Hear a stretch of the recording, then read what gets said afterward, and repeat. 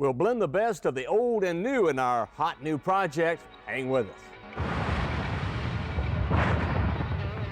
Today on Horsepower TV, we'll kick off a retro street rod project. First at the body and chassis shop, then in our shop, as we start a build-up on a cool 3-window 32 Coupe. From suspension and brakes to dumbing up the engine and trams. We'll also take you to one of the nation's premier rod runs, Shades of the Past in the Smoky Mountains, featuring thousands of the finest 49 and older street rods. So hang on for Horsepower TV.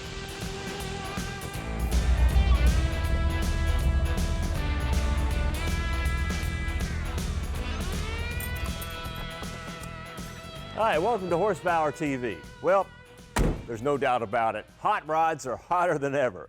Whether you're blown away by something like this cool 47 blue Chevy or the more traditional street rod like this 34 Ford Roadster. Now, one of the hottest trends we've noticed lately is the interest in nostalgia cars. That's right, wide white walls on the outside, rolled and pleat upholstery on the inside, and of course retro gauges are definitely back in vogue.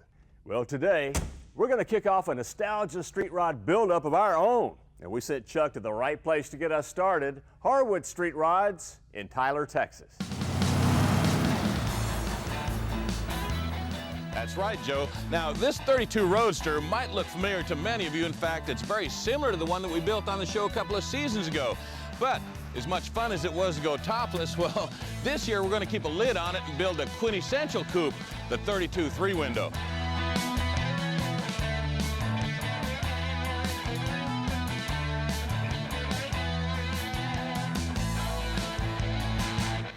Of course, our coupe needs a solid foundation, so we're going to use a Harwood chassis, a lot like this one, as the basis for our buildup. Now, we like it because it draws heavily from race car technology like this tubular K-member construction.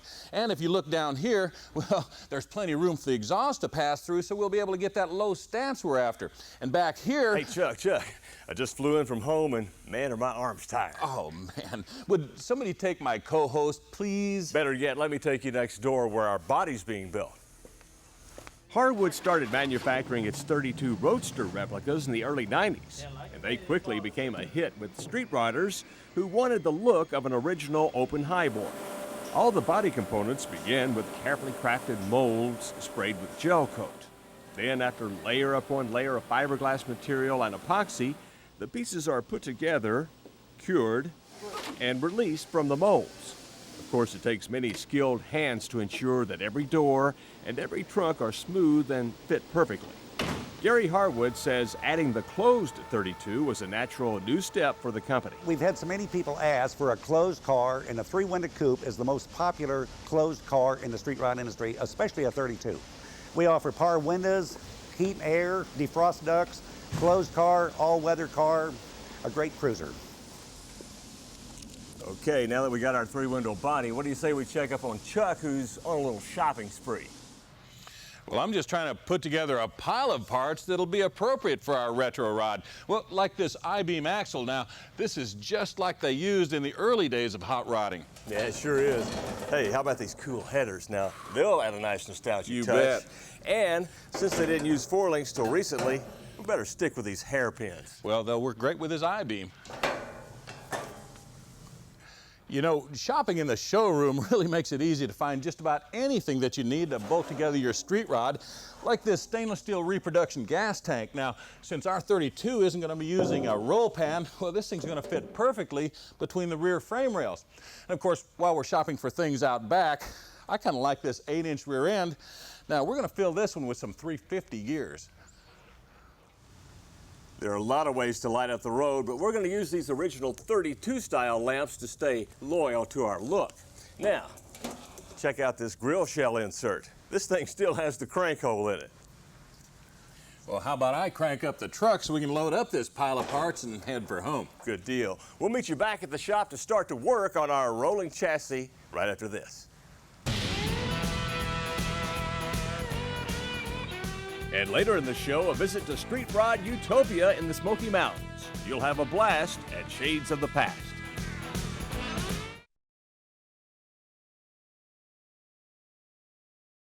For the latest news on Horsepower TV, check us out online at horsepowertv.com.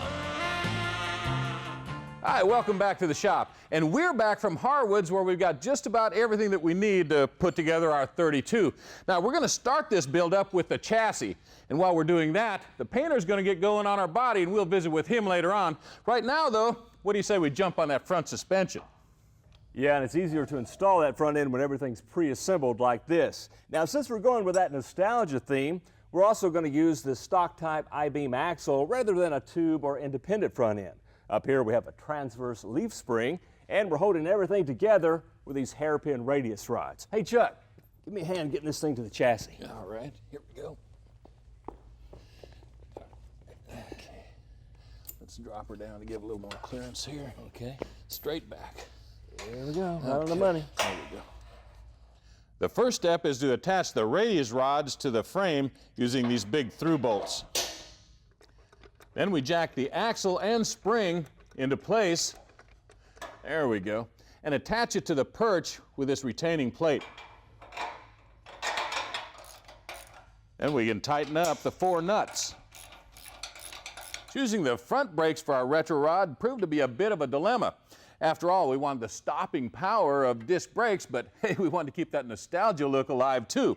So to get the best of both worlds, we ordered this beautiful set of binders from SoCal Speed Shop. Now, they use Wilwood disc brake components housed inside of this beautiful polished aluminum drum that looks just like it came off of a mid-50s Buick. Well, I'll get us started by first sliding on this backing plate over the spindle. Just let it rest there for a minute. Then comes the caliper mounting plate. It installs with these special tapered screws and lock nuts. Next, we install the hub and rotor assembly. Ours came with the bearings in place and already packed with grease. Then we install the caliper and brake pads. They attach with just 2 bolts. Now we slide the backing plate back over the spindle. It attaches with 4 screws. And finally, everything gets enclosed with the aluminum drum. Man, that is one cool look. And check this out. They went so far as to duplicate the cooling scoop from the Buick brake as well. Because of its compact size, the Vega steering box works well in a 32. But rather than try and scavenge one out of the boneyards, we went ahead and popped for this new reproduction. Now, our frame has already got the mount for the steering box, and, well, it attaches with these 3 bolts. With that box bolted up, we're ready for the steering rod. Now, it connects the steering knuckle here on the passenger side to the pitman arm. It's pretty much old tech, but hey, it works, and after all, we are building a nostalgia rod. As usual, my partner has me bringing up the rear, and in this case, it's a Curry 8-inch Ford rear end. Now, before we start building it up, though, I've got a trick that I want to show you.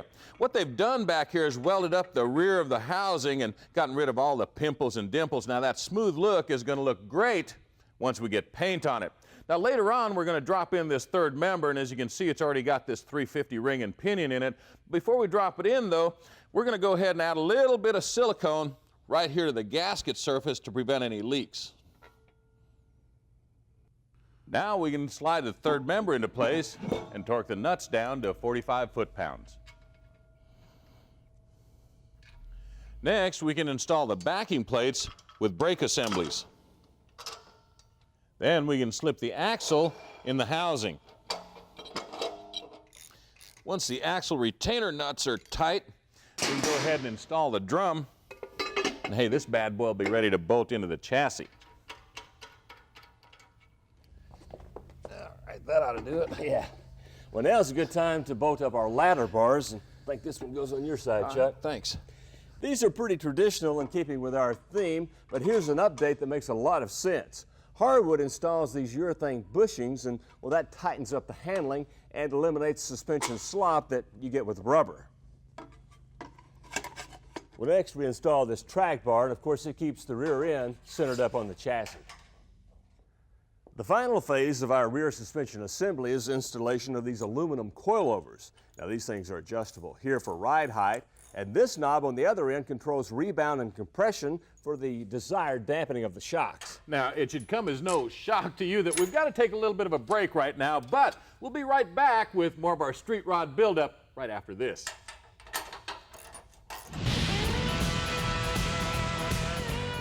I like them chopped, sectioned, and I'll put on the ground. And he's not alone. We'll join up with a horde of hot riders and their slick street rides at Shades of the Past a little bit later.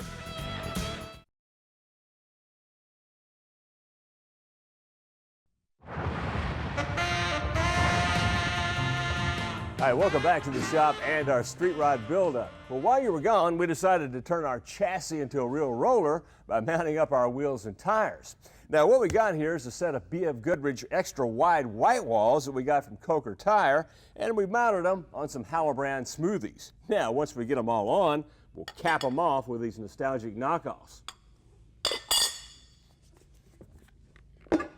Well, now we can go ahead and install this replica engine and trans. Of course, once we get it in place, we can get the drive shaft measured and get it on order. Plus, once we start bending those fuel and brake lines, we'll be able to check everything for the necessary clearance. To get an accurate drive shaft length, most shops want you to measure from the back of the tail housing to the center line of the yoke trunnion. We've got 37 inches. What I've been doing is adding a couple of tabs here to the frame. They're going to let us hang the exhaust, a transcooler, and even some handbrake hardware. Now, what I've been using is just some flat steel stock that's been drilled in one end for the attaching hardware. We'll attack the brake pedal and master cylinder next. The brake pedal assembly mounts to the frame at this pivot point, just slides through here, and it's held in place with this locking sleeve. The master cylinder here attaches to this special flange with a pair of 3/8 bolts. Plumbing a brake system isn't that difficult. In fact, we're going to use these steel tubes that we got at the parts store. Now, when you start bending and routing them, make sure that you keep them away from any heat and moving parts. For those of you who've never bent any fuel or brake lines before, here are a few tips to help make the job easier. First, you position the line where it needs to be, then you make a mark right where you want your first bend. Then to make the bends, make sure that you use the right tools like this tubing bender. Now, you don't want to bend this tubing by hand, otherwise you could kink or collapse the tubing. Once your tubing is bent, cut it to the right length with a cutter.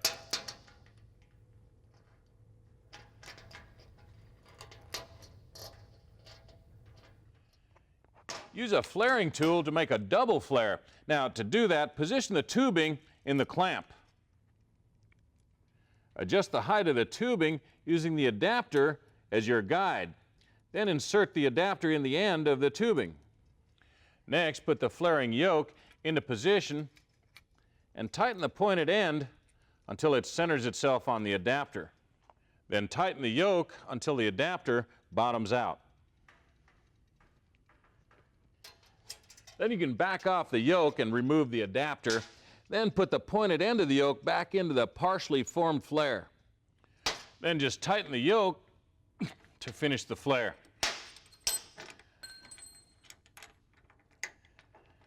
Now that will never leak. Well, thanks for feeding us that line about tube bending, Chuck. Not bad, huh? While we finish plumbing the brakes, you stay put. When we come back, we'll meet you in the Smoky Mountains at a place where street is neat and cool rods rule. What's hot from the aftermarket? We've got you covered, and we'll steer you toward hot parts later on Horsepower.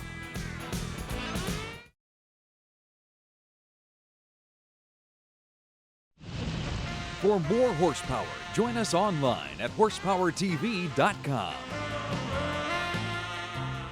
Hi, welcome back to Horsepower TV and to a Smoky Mountain Motorhead tradition called the Shades of the Past Rod Run, a place where you'll find some of the country's coolest 49 and older street rides. That's right. Now, there's over 50 acres of shiny sheet metal here, and I'll tell you what, there's a lot of great ideas, and if we're going to see them all, we're going to have to split up. I'll bump into you later on. You bet.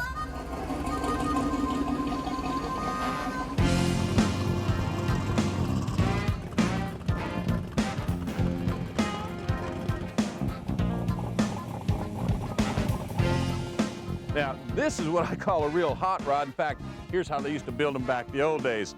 Check out the wide whites and the megaphone exhaust. Hey, he's even got an old Chrysler Hemi there, and he's topped it off with a whole 6-pack of Strombergs on an Edelbrock intake.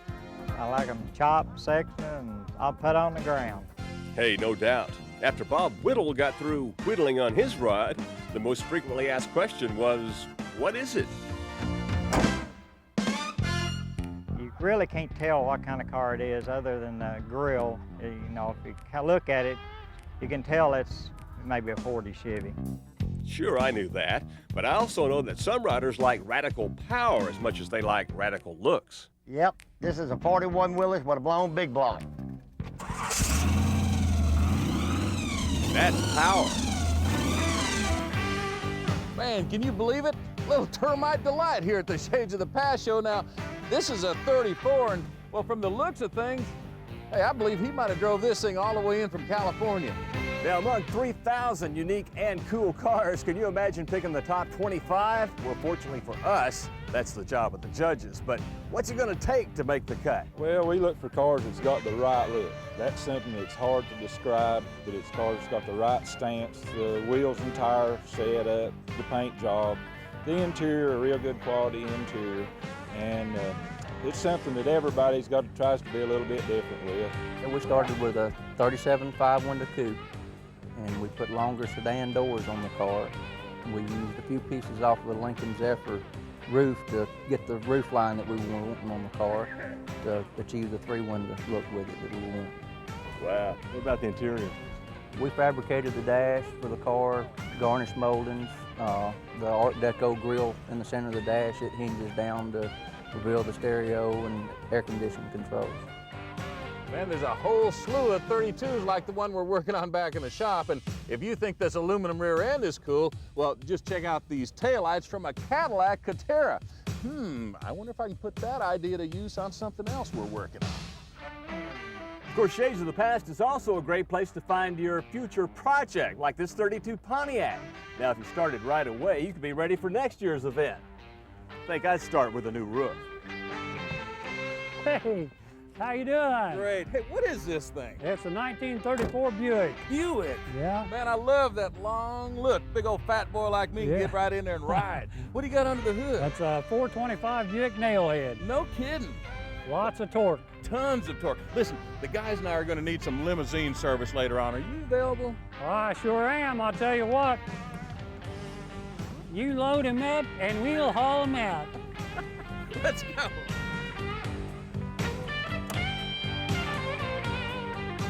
And so many beautiful cars and so little time, you never know what you'll bump into next. Hey. Man, where you been? Here. I've got us a limo ride set up for supper tonight. We better eat fast. We got to get back to the shop with hot parts, and we'll see you there after this. Yeah, but first, I got something else I want to show you right over here.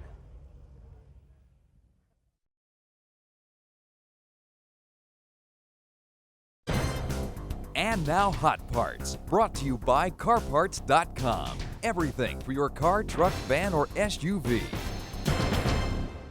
As they say, one good turn deserves another. And we'd like to turn you on to Lecara's new Mark IV leather-wrapped wheel. The popular 3-spoke model is available in several slot styles, 12 to 15 inches diameter, and you can even order your own custom horn button with choice of logo. Man, now, we wouldn't steer you wrong for $160. You can take a turn for the better. Well, what do you say we take a turn down a different road with Holley's new multi-point projection system for big and small block Chevys. Now, they use a single plane intake, and down here we've got an isolated plenum for a dense fuel charge. Up top, you'll find billet aluminum fuel rails and throttle body, and of course, they also use high-flow injectors. Now, the digital computer is fully laptop programmable, and it comes with a wiring harness and all the hardware that you need to install the system. So, hey, you can quit fueling around now. You can pick one of these up for about $2,500. Say, we got you small block Ford guys covered today, too. That is, with Trick Flow's new powder-coated cast aluminum valve covers. Now they're available in both short and tall styles for stud girdles and roller rocker systems. And they even have the cast-in knockouts for your breathers. Now you can get them in silver like this, black or blue. And the only green you'll have to come up with is $90 for the short pair, $100 for the tall. Well, for a short look at next week's show, you don't have to go anywhere at all. In fact, here's a quick look. Blue Thunder's back, and we'll put it through a suspension and brake upgrade, including everything from motors and sway bar to springs and a new steering box. Plus, we'll pump up the power in our Project Firebird by installing a one-shot nitro setup that ought to be good for 130 extra horsepower. All right, I think we're ready. In a couple of weeks, we'll build a small block Chevy motor for our retro street rod, adding a 3-deuce carb setup and a turbo 350 tranny. Plus, spins are in on the oil pan and the valve covers. We'll head to the shores of Mississippi for an annual Cruising the Coast celebration and show you how to upgrade your old classic machine with a new custom steering wheel. And remember, high performance fun is what this show is all about. Ready to take Big Blue for a spin? I'm ready if you are. All right. Oh, yeah. Man, this is a great car. I love the pipes on it. Oh, yeah. For information about the products used in today's show and more, check us out online at horsepowertv.com.